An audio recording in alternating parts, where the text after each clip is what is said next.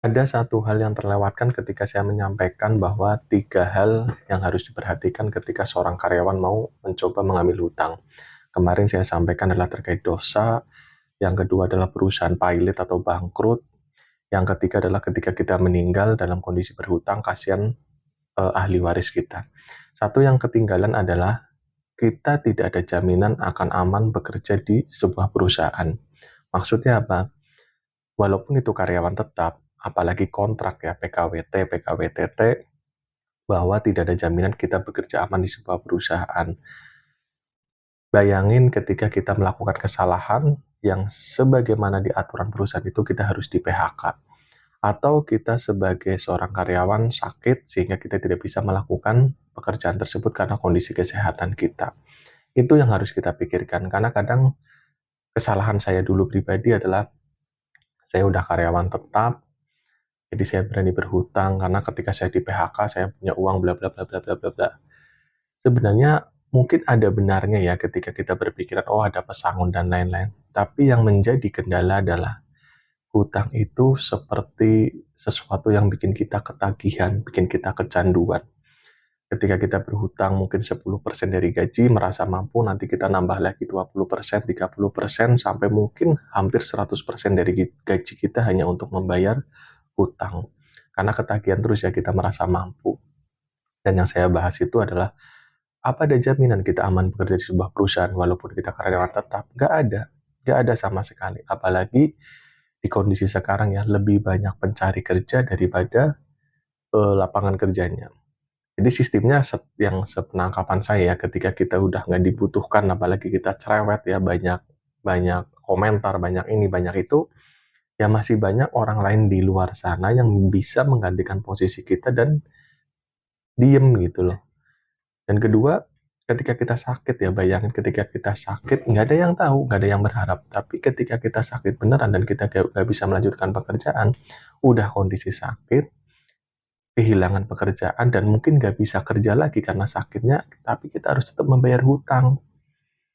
Seandainya kita mungkin ya sakit, dan diharuskan istirahat, nggak bisa kerja lagi, dan kita memang nggak bisa melanjutkan kerja dimanapun, tapi kalau nggak ada hutang, insya Allah masih lebih ringan lah daripada kita udah kondisi sakit tapi punya hutang. Yang kedua, Pak, ketika kita di PHK melakukan kesalahan.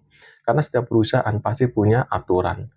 Walaupun di aturan itu ada kebijakan, tapi ketika sebuah pelanggaran yang dilakukan berat, kita nggak tahu ya, namanya mungkin hari bahasanya hari sial atau takdirnya kita nggak tahu. Suatu saat kita ada suatu kesalahan membuat kita di PHK, walaupun dapat pesangon, itu akan habis ketika kita tidak dapat ketika kita belum menemukan pekerjaan lagi, dan uang pesangon itu yang mungkin bisa harusnya kita gunakan untuk mulai usaha akan habis hanya untuk membayar hutang. Itulah kemarin pesan yang terlewatkan ya, bahwa nggak ada jaminan kita sebagai seorang karyawan dengan PD-nya mengambil hutang, berpikir bahwa kita nggak mungkin di PHK karena kita kerja bagus, kita nggak mungkin dihabisi kontrak karena kita kerjanya ulet, tekun, dan lain-lain. Nggak ada yang tahu jaminan kita aman di perusahaan. Makanya untuk teman-teman karyawan yang lagi berpikir mau mengajukan hutang buat beli barang, HP, motor, mobil, atau rumah dengan berdalih bahwa kalau nggak hutang maka nggak punya barang, kalau saya pribadi ya, lebih baik ditahan dulu. Nabung, terus investasi buat barang yang harga jualnya lebih. Kalaupun beli rumah, kalaupun memang terpaksa harus hutang, benar-benar dipikirkan baik-baik, dipikirkan matang-matang. Apa yang saya ceritakan bukan karena saya sudah sukses, bukan karena saya sudah nggak memiliki hutang, bukan. Justru karena saya menceritakan di sini karena hidup saya hancur berantakan, terpuruk benar-benar mungkin di bawah jurang karena hutang. Nggak bisa ngelola uang dengan baik, akhirnya hutang, hutang, hutang, sampai hutang itu benar-benar menjerat, mencekik leher saya sendiri ya, sampai saya sempat depresi, stres. Alhamdulillah ketemu dengan orang-orang baik yang membantu, keluarga yang baik. Yang kedua ketemu pemuka agama, alhamdulillah ketemu ustadz, dikasih motivasi bahwa semua bisa diselesaikan dengan pertolongan Allah. Jadi sebelum kalian karyawan-karyawan yang mau berhutang sampai dalam posisi saya, lebih baik tahan diri dulu. Nggak enak beneran. Nggak enak ketika hidup harus dikejar-kejar hutang. Nggak bakal enak kalian merasakan hidup yang sedang saya rasakan. Jadi inilah kisah saya berbagi pengalaman bahwa karyawan ketika menghutang, pikir matang-matang, kalau bisa hindari hutang untuk seorang karyawan. Ketika udah nggak ada hutang, uang terkumpul, kalian bisa memulai bisnis, memulai usaha, biar nggak terlampau jauh menjadi seorang karyawan. Nggak ada yang salah jadi seorang karyawan, tapi ketika nanti berkeluarga, bisa merasakan ya bahwa ketika kita memiliki usaha lain di sebuah pekerjaan, di luar pekerjaan maksudnya, kita akan bisa berkumpul dengan keluarga, anak, dan istri. Terima kasih yang sudah menonton, dukung video saya biar kita bisa berbagi pengalaman di sini.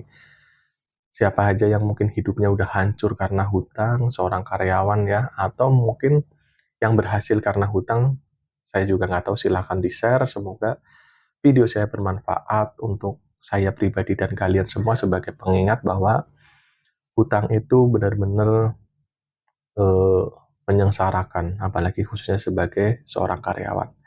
Terima kasih, semoga yang dalam kondisi seperti saya bisa segera lunas hutang dan menjalani kehidupan lebih baik ke depannya.